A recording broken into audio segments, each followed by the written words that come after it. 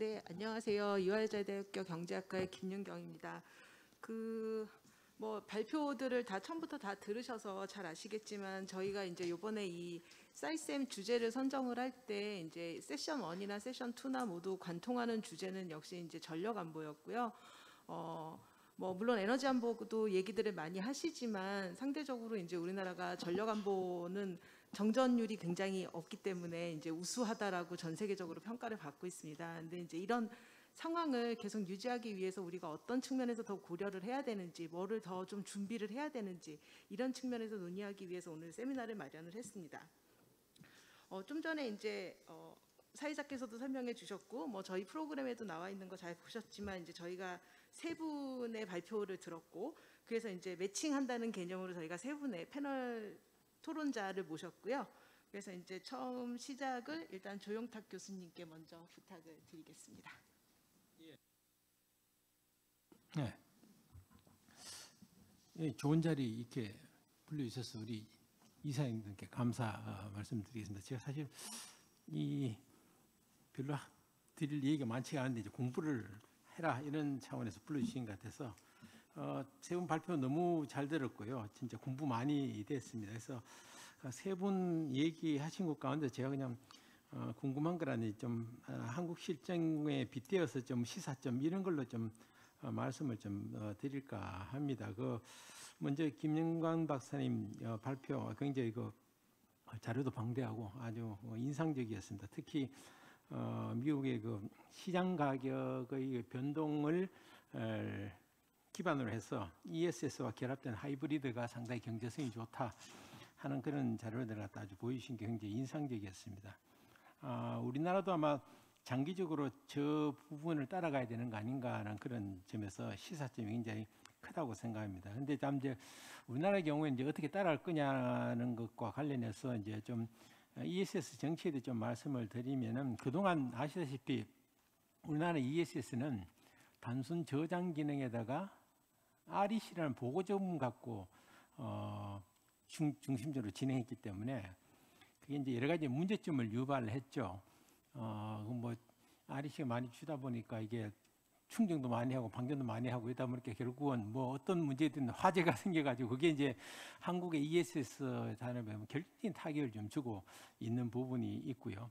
또 한 번은 이게 개통과 무관하게 했기 때문에 그 제주지역 같은 경우는 ESS 충방지는 오히려 개통 운영에 굉장히 방해를 주는 그런 요인이 있었어요. 그래서 당연히 최근에 이제 정부가 이제 그런 부분에 대해서 REC도 이제 없애고 요금 특례 이런 것도 없애가지고 이게 그런 부분에 좀 일단은 문제점을 부장점을 없애는 건 좋은데 이제 어떻게 끌고 갈 것이냐 하는 것이 남아 있는 과제인 것 같아요. 우리나라가 ESS가 제일 중요한 건 이제 안전 문제인데요. 그건 제가 기술적으로 잘 몰라가지고 그 부분이 좀 먼저 해결이 된다는 전제 하에서 말씀을 드리면은 우리나라도 방금 김 박사님 얘기하셨듯이 이제 ESS를 시장과 연계시켜서 가야 된다 하는 그런 방향성을 시사하는 게 아닌가. 그래서 예를 들면 이제 에너지 시장 이제 차익 거래 쪽으로 가야 되는데 우리나라는 아직 지금 현재까지는 경제성이 확실하게 나올지는 잘 모르겠어요. 잘 모르겠는데 장기적으로 나올 겁니다. 변수가 이제 원전이 계속 들어오고 또 우리도 이제 보면 저녁 시간대 이제 피크가 걸릴 때 그때 가격 차이 이게 이제 충분히 가격 차이가 있어야지만 그 경제성이 살아날 텐데 그 부분에서는 계속 우리가 모니터링을 해가면서 대비를 좀 해야 되는 거 아닌가 하는 생각이 들고요. 에너지 시장에 있어서는 또 하나 에너지 시장에서 또 하나 가능성이 있는 것은 이제 VPP를 좀 확대하면서 아직 이제 VPP에 대한 유인도 이것도 경제적인 문제인데요. VPP 시장이 이제 어떻게 하든 재생 가능 에너지를 급전 자원화시키는 그런 효과가 있으니까 그게 이제 ESS가 끼어들 수밖에 없는 거거든요. 그래서 그것을 좀 확대를 하면서 이제 ESS를 이제 그쪽과 연계시키는 그런 방법. 그게 이제 크게 시장과 연계시키는 그런 방안이 아닌가 싶고요. 그 다음에 들 수 있는 것은 이제 개통 운영 차원에서 보조 서비스 자원으로 소공성 자원으로 ESS를 좀 정책적으로 갖고 가는 방법. 특히 ESS 같은 경우는 개통 관성 문제도 이제 리뉴얼 많이 들으면 개통 관성이 줄어드는데 개통 관성 문제도 이제 해결할 수 있는 그런 부분이기 때문에 뭐 그런 거를 우선적으로 하든지 안 그러면 이제 미래의 일입니다만은 리뉴얼이 많아지면은 이게 단주기가 아니라 장주기 저장 장치도 필요하니까 그 일환으로서 이제 ESS 좀 갖고 가는 이런 방향 뭐 이런 식으로 좀 생각을 해볼 수가 있을 것 같아요. 전력 시장의 측면에서는. 다음 이제 개통 연계에 대해서는 뭐 아까 우리 뒤에 가서 얘기하셨는데 김성환 박사님 얘기하셨는데 우리나라 같은 경우는 지금 송전 제약을 이제 시간대로 빨리 해소할 수 있는 그죠? 발전 제약 ESS 뭐 이런 걸로 해서 하여튼 기본적으로 우리나라 ESS라는 것도 우리 김영관 박사님 얘기하셨듯이 이제 기본적으로 시장과 연계해서 가야 되고 또 이제 개통과 연계해서 그렇게 정책을 좀 펴나가야 된다는 그런 시사점을 주신 게 아닌가 개인적으로 생각을 합니다. 그다음에 김성환 교수님 얘기하신 것에 대해서 저도 뭐 100% 동의를 합니다. 결국은 안보 얘기하더라도 우리가 이제 수입이나 뭐 수입 안정성, 가격 안정성 얘기를 많이 하는데 저는 이게 국내적 안정성이라 얘기하는데 국내적 안보라고 얘기하는데 국내 안보에 있어서 가장 중요한 핵심 중에 하나가 개통 문제라고 봅니다. 결국은 에너지 전환이든 리뉴얼이든 간에 결국 우리나라는 특히 이제 다른 나라보다는 더 이게 인구 밀도가 높고 국토가 좁고 산지가 많기 때문에 다른 나라와는 구별되는 그런 아주 굉장히 특수한 애로 사항이에요. 개통 자체가. 그리고 사회적 수용성도 높지도 않고요. 그래서 그 부분에 대해서는 하여튼 그 핵심으로서 개통을 중요하다고 말씀하신 것은 동의하고요. 모든 수단을 다 동원해야 된다 하는 것에 동의하는데 뭐 이거 아시고 계신데 이제 개통이니까 그 얘기는 안 하신 것 같은데 일단 중요한 건 저는 수요라고 봅니다. 지금 에너지 전환 해가지고 만일 전력 자체가 비전력도 다 전력을 하면 2.5배 늘어난다고 보거든요. 단순 계산이죠. 에너지 이제 비전력 부분이 다 전력으로 넘어가게 되면은 그건 뭐 불가능한 얘기입니다. 2.5배라는 게 지금도 송전 많이 줄어드는데 그래서 이제 아시다시피 모든 국내 유수기관이 얘기하는 게 에너지 절약이다 이런 부분인데 우리나라가 이 부분이 굉장히 약하다 하는 거죠. 이것도 이제 중요한 에너지 안보나 개통 안정성 측면에서 가격 문제에 대해서 얘기를 우리가 진짜 할 때가 되었다. 그래야지만 수요를 일단 잡으면 아무래도 개통에 대한 수요도 그만큼 부담이 줄어드니까 그게 제일 우선이다 하는 말씀을 좀 드리고 싶고요. 다음에 이제 시장적 접근할 수 있는 거 아까 얘기하셨는데 그 지역 요금제, 지역 가격, LMP를 하든 뭘 하든 하는데 그 자체가 그것만 가지고 안 된다는 것에 대해서 저도 동의를 합니다.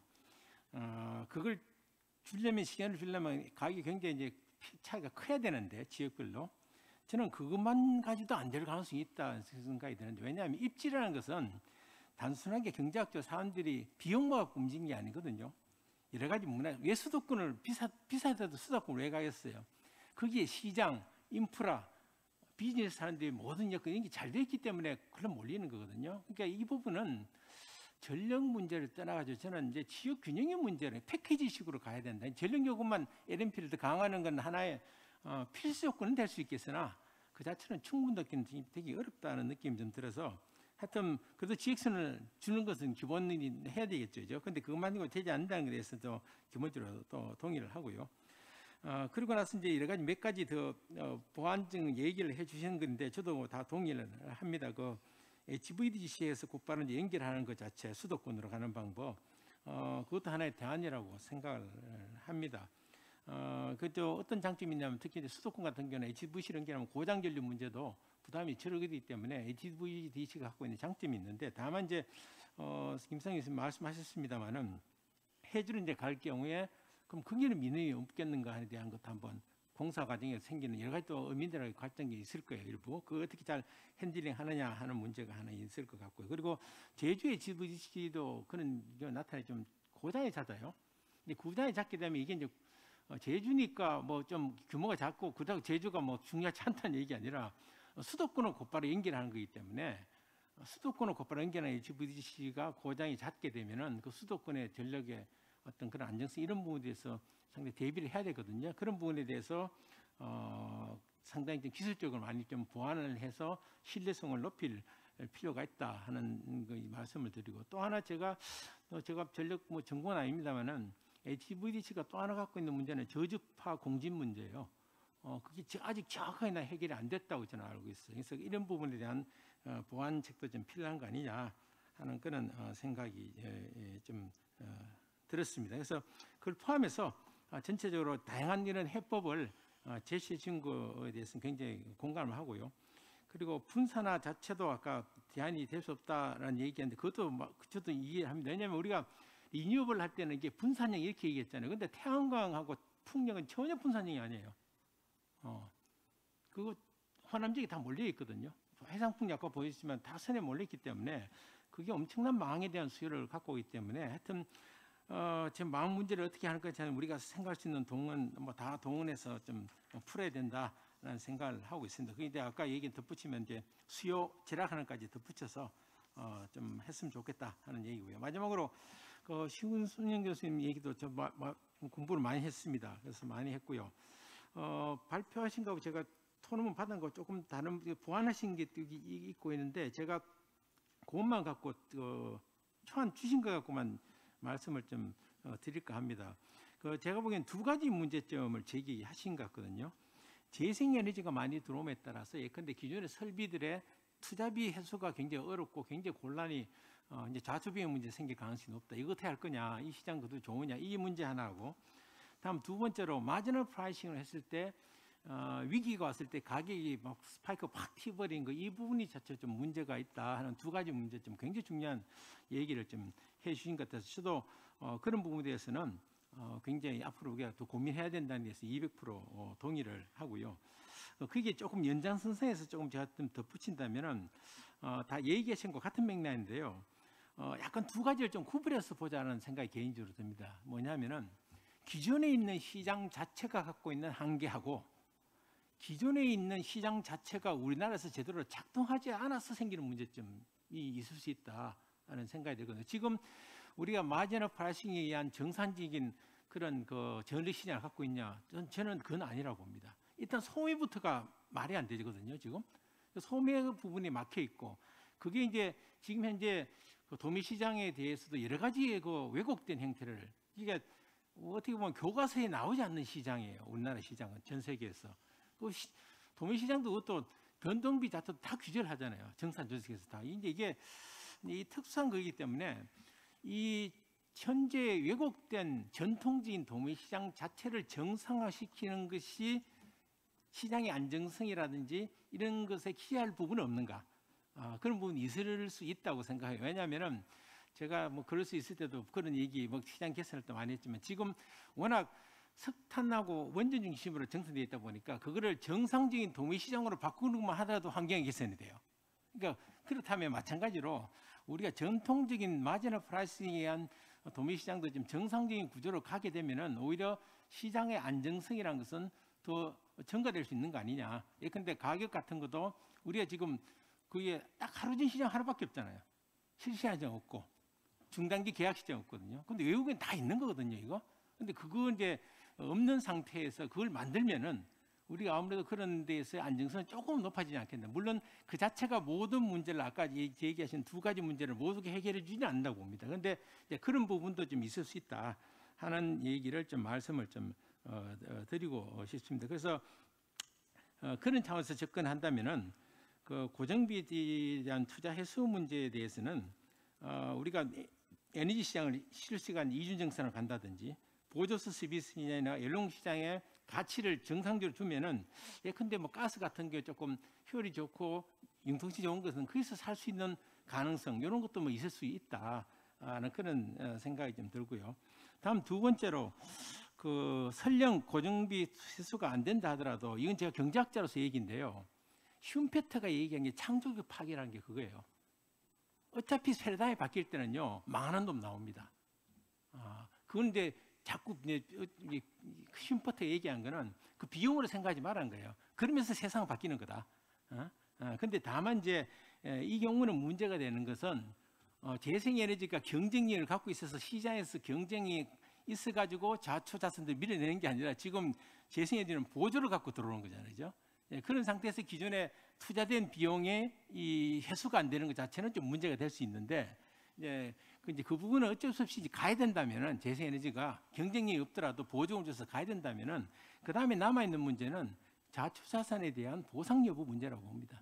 이거 이제 시장에서 살려면 살리고 나머지 부분 이제 보상해서 처리해야 되는 그런 문제가 아닌가 하는 그런 생각이 들고요.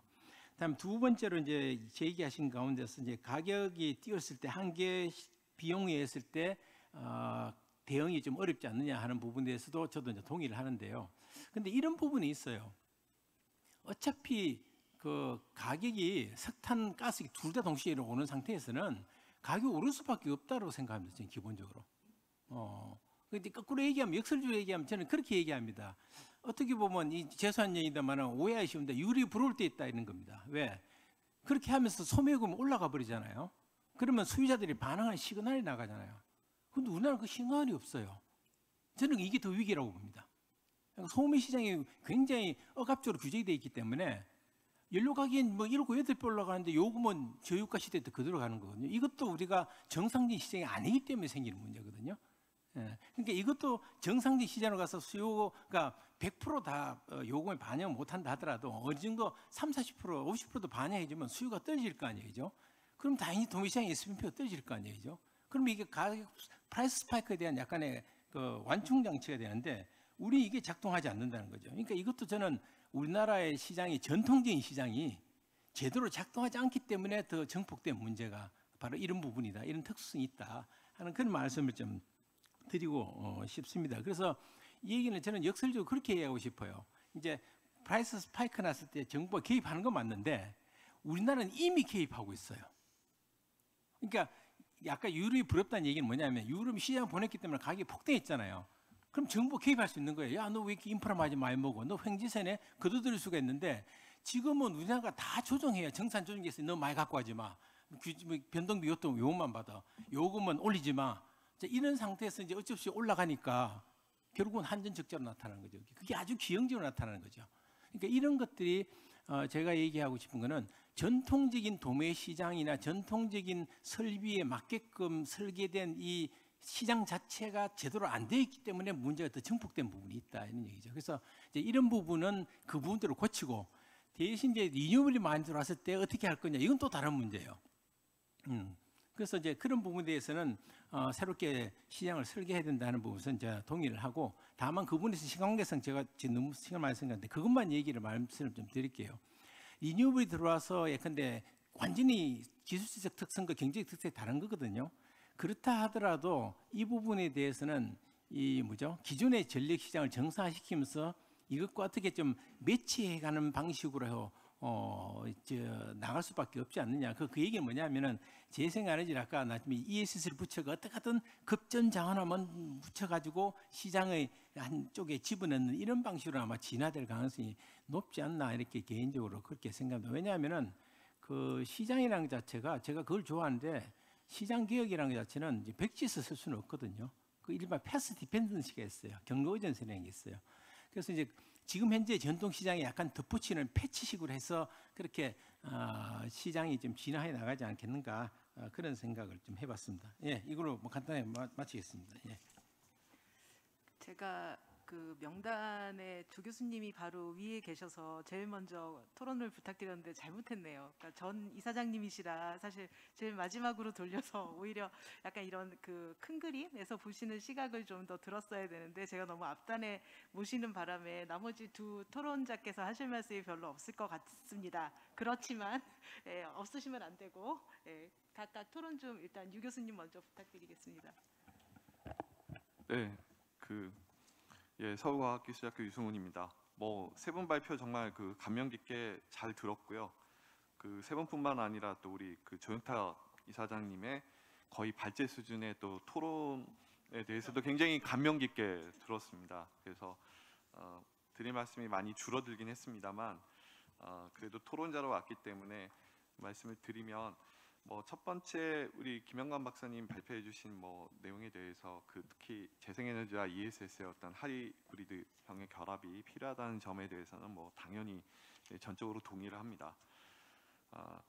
이제 근데 우리나라의 이제 현황들을 봤을 때 한 두 가지 정도가 논의가 돼야 되지 않을까 싶습니다. 첫 번째는 이제 결국 ESS에 돈이 굉장히 많이 들어가는데 한전이 그 보면은 주파수 조정용 ESS 사업도 사실은 처음에 이제 예타 떨어졌습니다. 이게 굉장히 추진하기가 이게 쉽지 않고 비용도 많이 들어가는 부분이 있고, 그렇다고 민간의 ESS를 일부 맡기고 그거를 보조 서비스로 보상하는 것도 또한 충분히 보상할 수 있는 재원이 과연 있을 거냐, 소매요금이 통제되고 있는 상황 하에서 그렇게 봤을 때 결국 대규모로 필요한 ESS를 채우기 위해서는 뭔가 공공 부분이 재정 지원을 받아서 대규모로 사업을 하는 것이 필요하지 않나라고 생각합니다. 그랬을 때 뭐 막말로 ESS 공사를 만들던, 아니면 한전이 그 역할을 맡던, 아니면 6개의 발전 공기업이 그 역할을 나눠서 하건,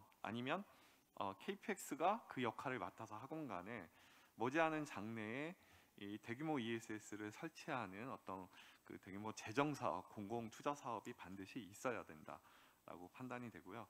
두 번째 말씀드리고 싶은 거는 우리나라에서는 ESS가 지금 현재 너무 배터리에 집중이 돼 있는 측면이 좀 많이 있는 것 같습니다.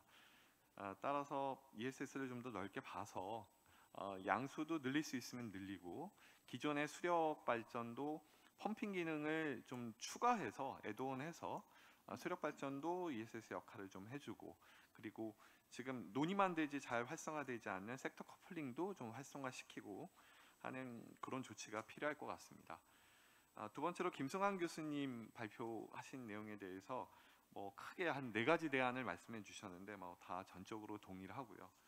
두 가지만 말씀을 드리면 성개통 보강 후 발전 계획, 예, 굉장히 좋은 말이고 우리가 항상 고민을 하고 이번에 10차 전력 수급 기본 계획에서도 이 원칙을 반영하려고 굉장히 이제 애를 쓰긴 했습니다. 그래서 일부분 반영이 됐는데요. 이게 결국 한전이 망을 깔려고 그러면 결국 얘도 이제 예비 타당성 조사를 받아야 되고, 그럼 KDI의 예비 타당성 조사 연구진은 발전 계획이 없는 상태에서 개통에 대한 개통을 보강하는 사업에 대한 사업을 예타를 통과시키기는 굉장히 어렵습니다. 거의 불가능합니다. 나중에 감사원 감사받을 게 뻔한 상황이거든요. 그래서 명확한 상위 계획 없이 사실 또 예타가 진행되기 어렵고, 따라서 이러한 문제가 있기 때문에 수급 계획에 뭐 어느 정도 반영이 된 그 설비를 보강하는 개통 보강 사업에 대해서는 예비 타당성 조사를 면제하는 조치가 반드시 있어야 제때 개통이 보강이 되고 할 것 같습니다. 이 부분은 산업통상자원부가 기획재정부하고 협의를 해서 우리가 뭐 수자원 사업도 보면은 망을 개량하는 사업은 예타 면제가 있습니다. 그래서 면제 몇 가지 조건에 이 수급 계획에 반영된 개통 보강에 대해서는 뭐 혹은 미리 개통을 보강하는 것도 있겠습니다만, 그런 부분에 대해서는 예비 타당성 조사를 면제할 수 있도록 부처 간 협의를 해서 하지 않는 이상은 성개통 보강 후 발전 계획이라고 하는 대명제가 성립되기는 현실적으로 굉장히 어려운 부분이 있다는 점을 말씀드리고 싶습니다. 또 하나는 그러니까 분산에너지의 활성화 관련해서 LMP의 부분만 말씀을 하셨고, 우리나라의 땅값 차이를 감안했을 때 굉장히 격차를 크게 벌여야 된다는 점에 대해서 전적으로 동의합니다. 따라서 근데 정말로 그렇게 벌일 수 있느냐는 현실적으로 쉽지 않기 때문에 결국 전력 시장에서 분산 에너지를 다 해결하기보다는 결국 별도의 시장과 무관하게 별도의 지원 제도가 반드시 있어야 된다. 예를 들면 미국에는 분산에너지로 만든 전원에 대한 의무 구매 제도를 시행하고 있고요. 독일은 보조금을 주고 있고, 또 덴마크는 배출권을 부여한다든지 이런 식으로 별도의 인센티브를 주는 제도를 시행하지 않고서는 전력 시장 제도 안에서는 거의 이제 불가능해 보인다라는 점을 말씀드리고 싶습니다. 마지막으로 신윤 교수님 말씀하신 부분의 여러 내용에 대해서도 이제 전적으로 동의를 하고요. 그럼 우리나라의 이제 현실과 관련해서 보게 되면 결국은 현재 S&P를 이제 안정화를 시켜야 되는데요. 현재 250원을 돌파했고 이제 하반기에는 300원 내지는 350원 시나리오도 나오고 있는 이런 상황에서 이를 안정시키기 위해서는 윈드폴 프로핏 텍스 부분도 잠깐 언급을 해 주셨습니다만 우리의 이 발전사들은 EMP를 하고 있지 않는다는 측면에서 이 여기서 얻는 어원이 정말로 그 윈드폴 프로핏이라고 할 수 있느냐도 사실 논란의 여지도 있는 상황이고 유럽도 보면은 이 소매 요금 내지는 이 전력 도매 가격을 규제하는 경우에 많은 소송에 현재 또 시달리고 있는 부분도 있습니다. 근데 반면에 부드럽게 이걸 규제하는 그 제도가 정착이 된 케이스들을 보게 되면 결국엔 S&P를 결정하는 천연가스 발전용 천연가스의 가격을 어느 정도 통제를 함으로써 S&P를 자연스럽게 낮추고 그러면서 여기서 발생되는 문제를 해결하는 경우에는 소송이 발생한다든지 큰 갈등이 없는 것을 알 수가 있습니다. 따라서 우리도 이 부분을 좀 참고할 필요가 있지 않을까. 다만 현재 가스공사 이건 전력 시장과는 무관한 얘기긴 합니다만 뭐 가스공사의 미수금이 뭐 상반기에 5조 원, 그다음에 이 12월이 되면 10조 원에 육박할 것이라는 것이 어려움이긴 합니다만 결국에는 이 위기를 극복하기 위해서는 전력 시장뿐만 아니라 발전용 천연가스 가격, 일종의 가스 시장에 대한 부분까지도 함께 종합적으로 고려를 해야지 이 위기에 대응하는 전체적인 어떤 시장 개선이 가능하지 않을까 싶습니다. 네, 이상입니다.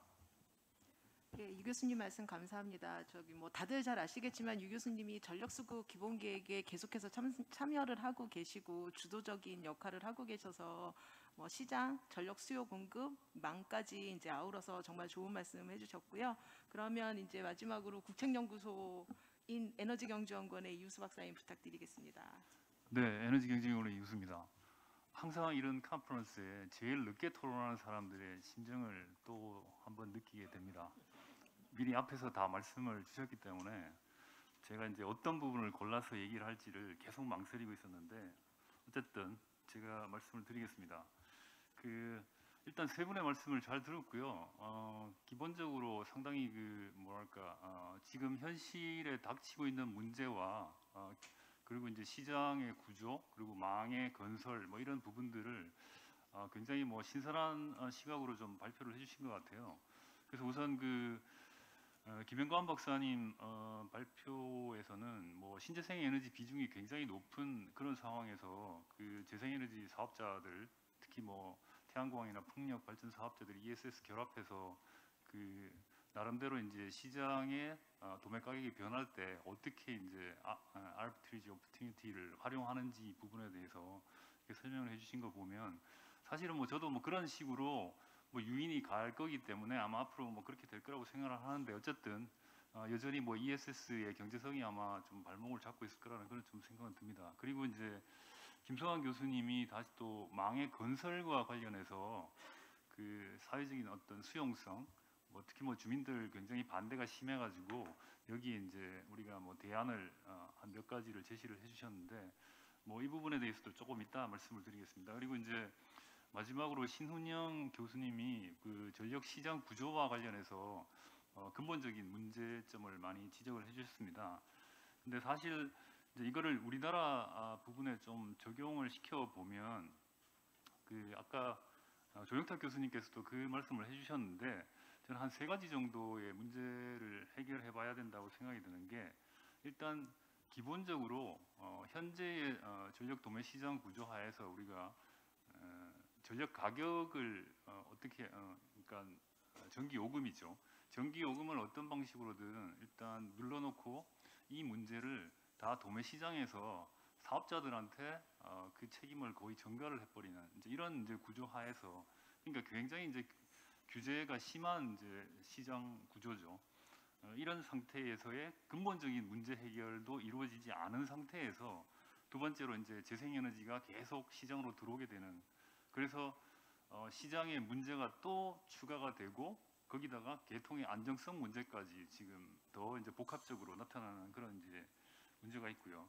그다음에 세 번째 거기에 또 더해서 이제 연료 가격마저 폭등을 하면서 일단 변동성이나 아니면 뭐 가격의 상승 폭이 지금 어마어마한 상태로 올라가는 이 세 가지 문제가 아마 동시에 지금 복합적으로 계속 나타나고 있기 때문에 이 해결하기가 상당히 좀 어렵습니다, 사실은.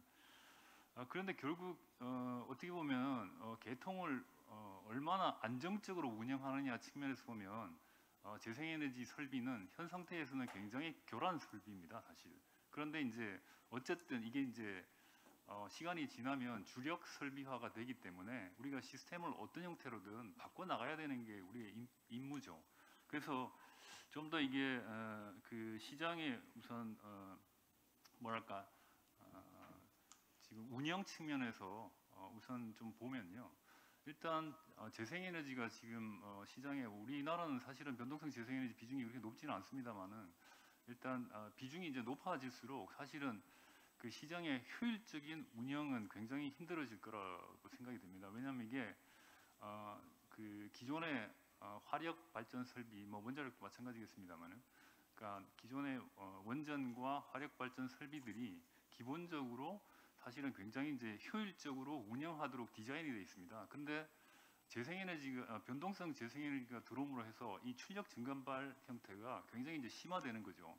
사실은 출력 증감발이 굉장히 심화되면 기존에 그런 효율적으로 운영하도록 되어 있는 설비들이 비효율적인 운영 시간이 굉장히 늘어나게 되는 거죠. 그래서 오히려 어떻게 보면 신재생 늘어나는 거에 따라서 CO2가 줄어들 수 있는 부분을 오히려 이 이제 출력 증감발을 통해서 CO2가 더 나타날 수 있는, 그러니까 상쇄 효과가 일어난다는 거죠. 이제 그런 부분이 있을 수 있고요.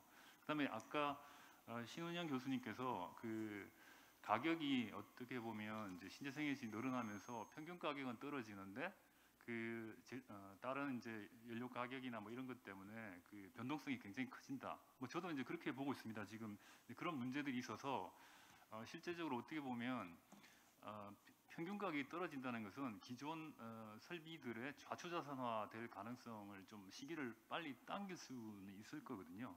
그래서 앞으로 이제 이런 부분을 우리가 어떻게 대응을 할 것인가를 좀 고민해 볼 필요가 있고요.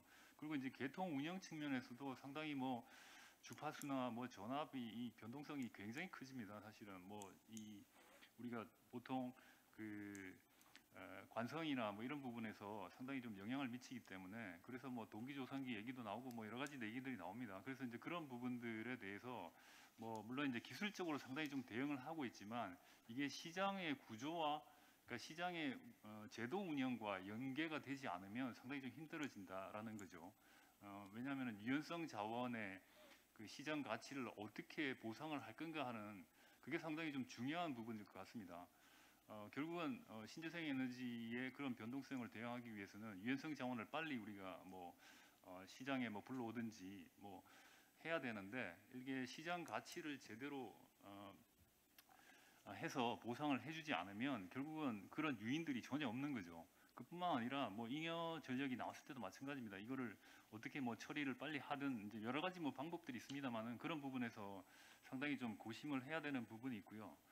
그리고 그 아까 그 김성환 교수님 말씀하신 그 전력망 측면에서 건설 문제, 이 부분도 사실은 어떻게 보면 우리가 분산화라는 얘기들을 많이 했는데 여전히 우리의 전력 시스템은 중앙집중적으로 해서 대규모 발전 설비에 의해서 소비지까지 원거리 수송을 할 수밖에 없는 구조입니다. 그래서 이게 아마도 오랫동안 아마 이런 구조로 갈 거라는 생각은 드는데요. 사실 어떻게 보면 외국의 그 미래의 어떤 전력 구조를 보면 사실은 마이크로그리드 형태로 해가지고 이 마이크로그리드가 지역적으로 계속 독립적으로 여러 군데 생겨가지고 이 마이크로그리드들이 상호 연결되는 이런 구조를 굉장히 상상을 하고 있거든요. 근데 우리는 아마 그런 구조로 가기까지는 아마 굉장히 힘들지 않을까라는 생각을 합니다. 일단 뭐 그래서 어쨌든 뭐 태양광이나 풍력이 뭐 전남 지역, 그다음에 뭐 경상도 일부 지역에 굉장히 뭐 집중화되어 있는 이런 현상 때문에 결국 생산지와 소비지가 결국은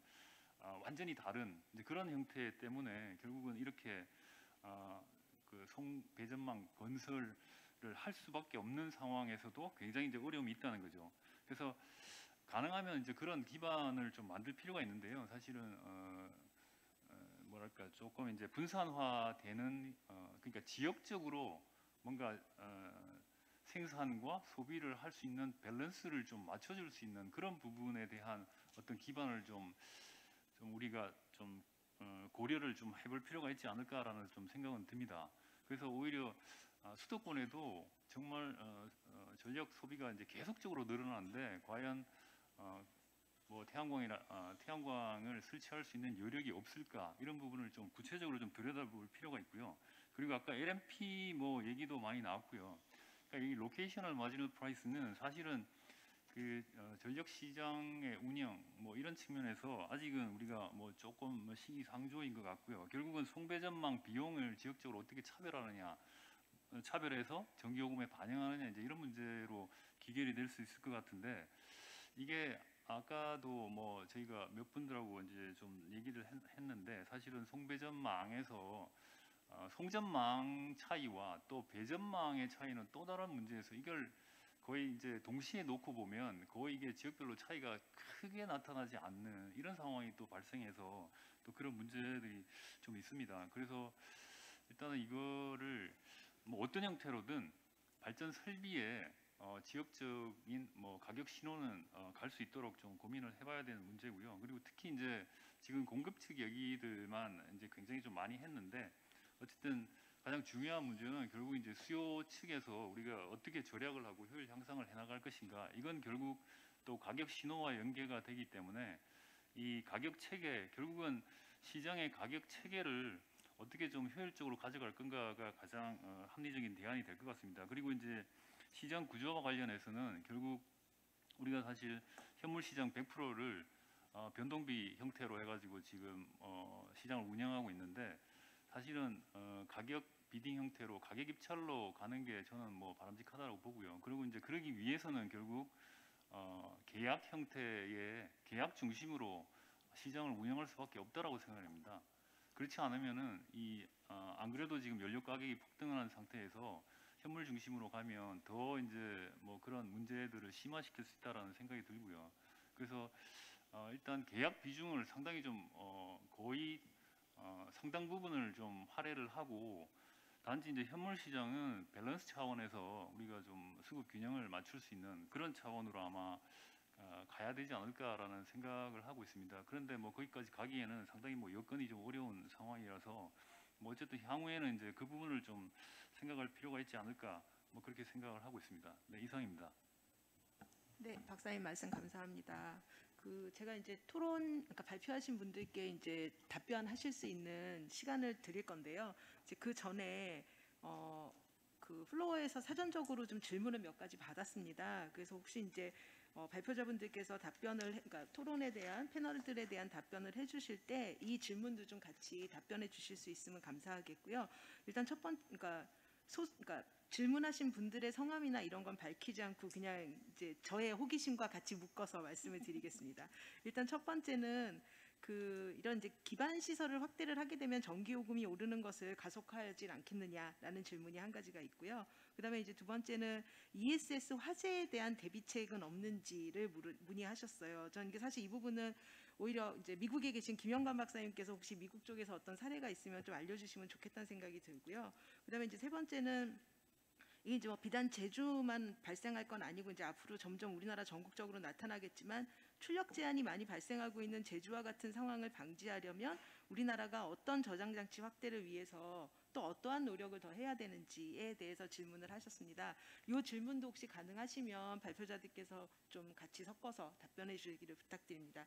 제가 시간 조절에 좀 실패를 했는데요. 어쨌거나 5분씩 부탁드리겠습니다. 그럼 박사님 좀 먼저 부탁드릴게요. 네, 정말 좋은 피드백 감사하고요. 다양한 분들이 이렇게 또 모인 자리에서 또 한국적인 그런 전력 시장과 또 미국적인 전력 시장 이런 발표를 하면서 거기서 나오는 그런 시너지적인 피드백에 감사를 드립니다. 먼저 플로어에서 나온 답변에 먼저 간단하게 답변을 드리면요. ESS 화재 대비가 사실은 문제가 굉장히 되고 있는 걸로 알고 있고요. 그리고 미국이나 한국에서도 역시 거기에 대한 많은 생각들이 있고 그런 것들이 있는데 사실 최근에 좀 그런 문제들이 있긴 했었어요. 미국에서도 이제 당연히 미국에서도 여러 가지 ESS 저장 장치로 인해서 화재가 있고 또 한국에서도 얼마 전까지도 그런 안전성에 대한 이슈의 문제가 있었고 했었는데 미국과 한국의 어프로치는 조금은 다른 것 같습니다.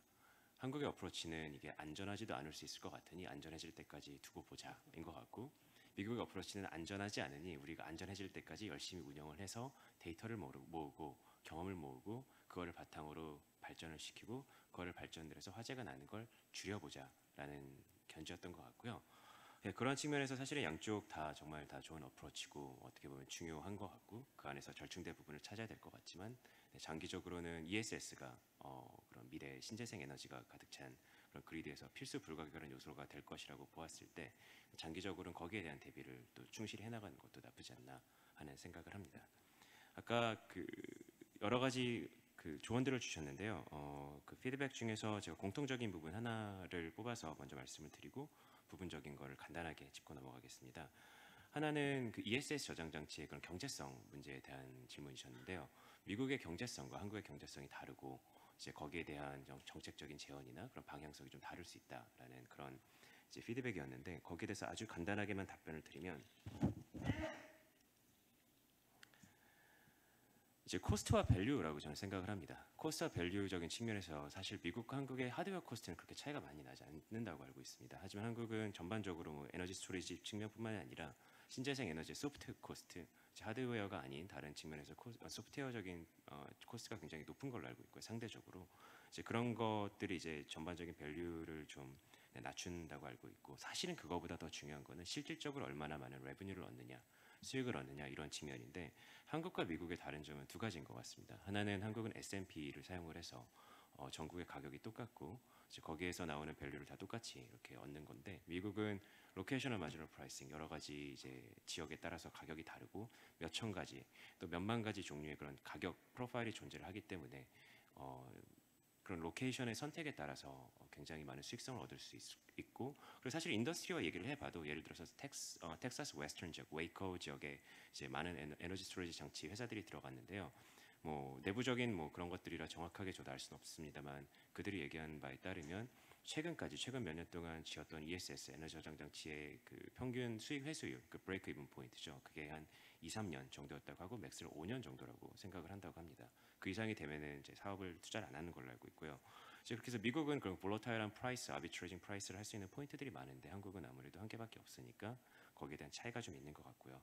그리고 두 번째는 아까 그 LNP 프라이스 그런 뭐 시장 그런 뭐 어떻게 시장 가격 시그널을 존재를 하느냐 그리고 그것들이 어떻게 작동을 하느냐 그것과 연관을 지어서 한다면 한국의 시장은 현재 미국에 대비해서 여러 가지 다른 구조적인 측면이 있고 리얼타임 프라이스나 데이드 마켓 프라이스 또는 또 램핑적인 측면을 어떻게 또 거기 가격에 반응을 하느냐 그게 얼마나 빨리 반응이 되느냐 이런 측면에서 좀 구조적인 차이가 있다고 생각을 하고 그 구조적인 차이가 시장 가치적인 측면 특히 ESS 사업자들의 그런 참여를 독려하는 데 있어서 좀 차이가 있다고 생각을 하는데요.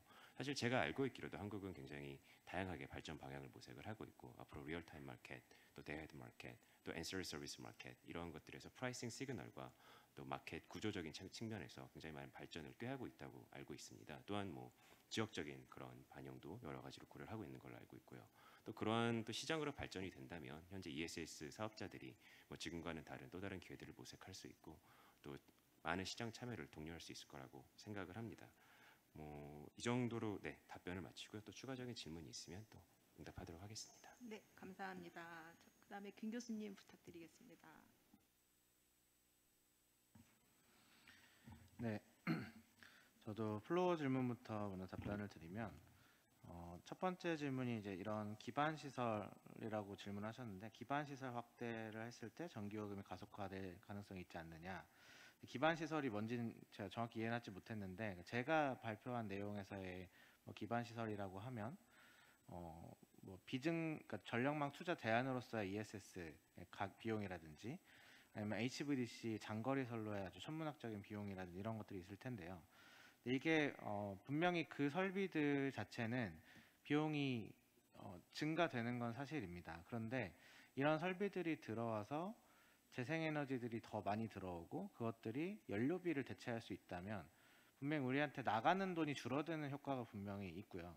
이런 혁신이 지속적으로 반복되면 전체적으로 비용이 떨어지는 부분도 있기 때문에 무한히 전기요금이 상승하는 요인으로 작용하지 않을 거다라는 게 저의 생각이고 제가 이제 롱텀으로 항상 모델링 시뮬레이션 했을 때 항상 비슷한 결과가 나옵니다. 그러니까 가격이라는 것은 비용이라는 것은 콘스탄트한 게 아니라는 거죠. 우리가 깔면 깔수록 우리는 학습을 하고 학습을 통해서 비용을 떨어뜨리고 이런 요소들을 간과하면 좀 잘못된 결론에 이를 수 있다라고 생각이 들고요. 네, 출력 제한 관련해서 이제 제주의 출력 제한 문제랑 육지의 출력 제한 문제는 아마 완전히 다른 양상으로 나타날 것으로 지금 전망을 저는 하고 있는데, 제주도는 해당 지역의 수요 공급의 밸런스가 안 맞아서 생기는 출력 제한 문제고요. 육지에서는 송전 혼잡으로 인한 혹은 변전소의 포화로 인한 출력 제한이 먼저 일어날 겁니다. 실제로 개통을 모의를 해보고 플래닝을 해보면 계속 비슷한 상황들이 발생을 하는데, 그래서 사실은 문제 해결책도 완전히 달라야 된다고 생각을 하고, 이제 오늘 제가 말씀드린 그리드 측면의 혁신 방안이 육지에서의 출력 제한 문제를 해결할 수 있는 여러 가지 수단 중 하나다라고 답변을 드릴 수 있을 것 같습니다. 그다음에 플로어가 아니라 이 패널들께서 하신 말씀도 굉장히 저도 의미 있는 말씀으로 잘 받아들였고요. 근데 하나 생각이 다른 부분들이 조금 있습니다. 일단 조영탁 교수님께서 마지막에 해주신 말씀이 덧붙이는 방식의 진화라는 키워드를 던져주셨는데, 이게 저는 완전히 다르게 생각하는 부분이, 약간 이게 제가 좀 세상 문적을 잘 몰라서 그럴 수도 있지만 퀀텀 점프가 필요한 시점이다라고 저는 항상 얘기를 합니다. 왜냐하면 지난 역사를 살펴봤을 때 항상 조금만 문제를 해결하고 하다가 더 이상 이 해결의 실마리가 안 보일 때 항상 아주 큰 구조적인 변화들이 일어났습니다. 1990년대 마가렛 대처 시절에 영국의 전력 시장이 자유화됐을 때 한 번 시장이 점프를 했죠. 그 다음에 또 문제가 해결이 안 되고 한 번 더 점프를 합니다. 2013년에. 그리고 최근 들어서 계속 제도들이 바뀌고 있는데, 이게 뭐 크게 이슈화가 안 돼서 그렇지 사실 일견 굉장히 큰 퀀텀 점프들을 하고 있는 그 모습들을 보여주고 있고요. 미국 같은 경우에도 퀀텀 점프가 없었던 것처럼 그냥 쭉 자유화 시장이었던 것처럼 우리가 흔히 생각을 하지만, 실제로 1990년대 후반에서 2000년대 넘어갈 때 완전히 다른 세상이 됐습니다. 그래서 우리나라가 그 세상을 준비하다가 사실 꽃을 못 피웠지만 2022년에 우리나라는 이제는 그걸 준비할 체력이 된다라고 생각을 하고, 우리가 적어도 2025년까지는 뭔가를 준비해볼 여력이 있지 않는가라고 생각이 듭니다. 그리고 우리나라의 강점 중 하나가, 가장 약점이었던 게 가장 강점이라고 생각하는데요. 굉장히 느리고 후진적인 시장을 가지고 있던 게 오히려 퀀텀 점프를 할 때 걸리적거리는 게 별로 없습니다. 왜냐하면 한 게 없기 때문에. 그래서 좀 더 우리가 아주 도전적인 목표들로 나아갈 수 있는 괜찮은 환경이다라고 저는 생각을 하는 부분이 있고요. 그래서 좀 한 번에 구조적인 대대적인 개혁을 하는 그런 접근들도 필요하지 않나라고 생각이 듭니다. 그리고 유승현 교수님께서 하신 그 코멘트가 저는 되게 감명 깊었는데, 되게 생각하지 못하던 포인트 중 하나가 예타였습니다. 사실 제가 예타를 그 조사하는 연구진으로 몇 번 참여를 한 적이 있는데, 항상 예타할 때 어려운 부분이 미래를 어떻게 가정할 것인가가 굉장히 어려운데요. 그거를 그 논쟁을 피하는 가장 합리적이고 쉬운 방법은 수급 계획을 준용한다라는 말을 덧붙이는 겁니다. 그러니까 즉 우리가 수급 계획을 딱 고정시켜 놓으면 어떤 설비의 미래 레비뉴 스트림이나 어떤 리스크에 대한 부분을 굉장히 딱 전망을 할 수 있고, 여러 가지 경우의 수를 따지지 않아도 되는 그런 장점이 있는데, 그러다 보니까 항상 예타가 수급 계획을 준용하면서 항상 이루어지고 있고, 그래서 발전 계획이 없으면 기타 따라오는 전력 공급 시설들의 진입이 좀 어려워지는 그런 상황인데, 이게 면제를 하는 것도 하나의 방법이지만 또 다른 방법으로 제가 제안을 해보고 싶은 것은 예타의 프레임워크를 훨씬 더 정교화하는 것도 방법이지 않을까 생각이 듭니다.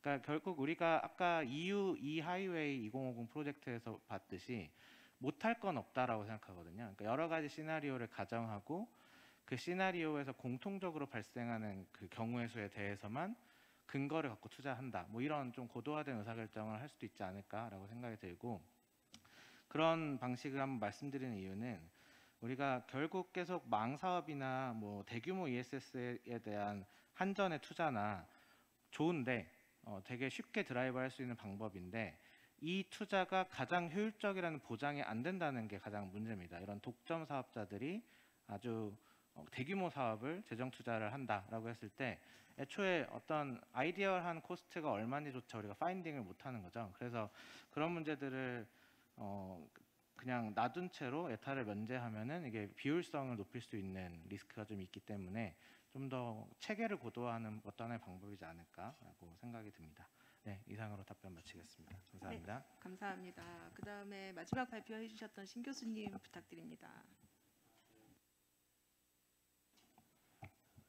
네, 그 패널 분들께서 되게 좋은 코멘트를 많이 남겨주셔서 감사드립니다. 일단 그 조영탁 그 이사장님께서 말씀하신 부분에 대해서 제가 사실 발표 자료를 업데이트를 최종 사실 되게 급박해서 만들었어요. 그래서 거기 나와 있는 책자랑 제가 발표한 내용이랑 사실 조금 많이 다르기 때문에 약간의 조금 오해를 불러일으킬 수도 있다라고 생각을 합니다. 일단 저는 일단 미래에 뭐 재생에너지가 많아질 때는 평균 수익이 줄어들고 그 다음에 시장 가격 그 볼라틸리티가 높아진다라고 했는데 이제 예측은 되지만 그거를 누르자라는 건 아닙니다. 그건 현상일 뿐 우리가 억지로 누르자는 건 아니고요. 오히려 비용 보상하거나 누르거나 그렇게 하지 말고 오히려 시장을 더 정상화하자라는 이야기입니다. 그리고 시장 가치를 더 제대로 평가하고 정상도 해야 된다라는 겁니다. 그의 일환으로 오히려 스케어시티 프라이싱이 오히려 그렇게 미래 전력 시장 환경에서 오히려 더 중요하다. 그렇게 되면 오히려 볼라틸리티가 더 커질 수도 있는 거죠. 하지만 이거는 새로 그 유연성 잔원에 대한 인센티브가 될 겁니다. 그리고 일단 시장 구조 개편이 필요하다는 건 다 동의하시는 거고요. 근데 그 시작점은 이제 어디서 잡아야 되냐? 우리나라는 아직 이제 논의 중이지만 리얼타임 시장부터 시작이 되어야 된다라고 생각을 합니다. 그래서 개통 운영과 시장이 분리된 거라고 생각하지 않으셨으면 좋겠습니다. 네. 그래서 개통 운영을 고도화한 다음에 그 고도화된 운영을 지원하기 위한 시장 시그널을 우리가 만들어야 된다라는 거거든요. 그 와중에서 고도화하는 와중에서 새로운 상품들이 만들어질 수 있습니다. 예를 들어 카이소에 있는 뭐 플렉시블 램핑 프로덕트 같은 게 그런 게 될 수도 있고 아니면 얼컷에 있는 초소공성 주파수 예비력이죠. FRR 이런 것들도 이제 그런 운영 고도화의 와중에서 이제 만들어지는 그런 상품들입니다. 거기서 만들다 보면 또 뭐 적당한 이제 시장 시그널을 거기서 또 제공을 해줘야 되겠죠. 이런 거를 통해서 이제 ESS와 같은 새로운 자원들이 들어와야 되는 거고요. 그리고 마지막으로 이제 시장 관련해서 마지막으로 계약 비중을 늘려야 된다는 거는 완전히 저는 공감합니다. 하지만 이제 계약 시장이냐 뭐 밸런싱 시장이냐 이런 게 아니라 어떤 시장이든 그게 다 믹스가 되어 있다라는 겁니다. 미국의 가장 센트럴라이즈된 시장인 PJM도 역시 전체 물량의 최소 40% 이상이 계약 물량인 걸로 알고 있습니다. 그래서 계약을 중심으로 가되 밸런싱 그냥 시장에서 밸런싱을 실시간 시장에서 밸런싱의 역할을 하자라고 말씀하셨는데 저는 오히려 거꾸로 말씀을 드리는 겁니다. 그러니까 개통 운영과 전력 시장은 분리가 된 게 아니라 같이 정합성을 더 높이고 그 정합을 한 다음에 그걸 잘 만든 다음에 그 다음에 우리가 사람들이 이제 프라이스에 대한 리스크 해칭을 위해서 계약을 한다던가 그런 리스크 해치 툴을 활용하라는 겁니다. 네, 그래서 반대가 되어야 된다고 생각하고요. 그리고 그 송배전 이용 요금에 대해서도 좀 고민이 많은 것 같습니다. 예. 그래서 우리나라는 이제 LNP를 받아들일 그런 수용성 문제가 있으니까 송배전 이용 요금을 활용하자라는 통해서 지역 신호를 주자라는 이런 이야기가 있는데요. 조금 고민을 해보면은 좀 고민이 되는데요. CBP 지금 현행 하에서 우리가 송전 이용 요금을 부여한다. 그러면은 그건 결국 다 코스트로 발전사들의 코스트로 다 올라와서 그게 이제 전력 시장 가격에 영향을 미치고 결과적으로 소비자의 그 요금이 올라가겠죠. 그래서 거기서 딱히 지역 시그널이 제공된다라고 하기 어렵습니다. PBTV도 마찬가지입니다. 네, 오히려 그 가격들이 송전 이용 요금이 이제 코스트에 올라가게 되면 오히려 이제 최적 급전, 효율적 급전 순위를 바꾸게 되는 여지도 있습니다. 예, 그렇기 때문에 이런 점을 좀 생각을 해봐서 그 LNP가 수용성이 낮다고는 하지만은 LNP 하에서는 이런 그런 문제들이 이러한 문제들이 발생하지 않기 때문에 좀 LNP에 대해서 좀 생각을 해봐야 되지 않나 그렇게 생각을 하고요. ESS 마지막으로 잠깐 말씀드리면은 ESS를 활성화하기 위해서는 일단 뭐 여러 가지 방법이 있을 것 같습니다. 그래서 첫 번째 계통적으로 그리드 코드에다가 예를 들어 뭐 재생에너지도 뭐 예비력을 제공해야 된다. 뭐 아니면은 미래에는 가상 관성을 제공해야 된다. 이렇게 된다라면은 ESS를 들고 들어올 수밖에 없는 거죠. PV랑 윈드도. 그리고 시장 개발도 필요하고요. 시장 개발은 아까 제가 말씀드렸듯이 계통 운영 고도화와 시장 정합을 함으로써 이제 새로운 상품들이 저절로 만들어지는 겁니다. 시장 가격도 만들어지고요. 그런 거를 통해서 이제 유인이 될 수 있겠죠. 그리고 마지막으로 그 장주기 에너지 저장 장치 개발에 대한 이야기는 전 전적으로 동감합니다. 그래서 우리가 배터리 위주로 많이 생각을 하지만은 그 미국에 있는 에너지 스토리지 샷 거기에도 그 장주기 배터리뿐만 아니라 다양한 장주기 에너지 저장 장치에 대한 이야기가 많이 있습니다. 그래서 우리나라도 그럼 좀 더 다양한 장주기 에너지 장치에 대해서 기술 개발과 지원이 필요하다고 생각합니다. 네, 여기까지 하겠습니다.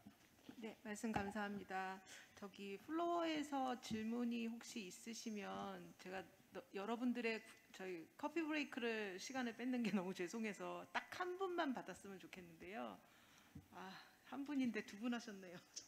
네, 저기 마이크 혹시 어디 있으시면 좀 부탁드리겠습니다.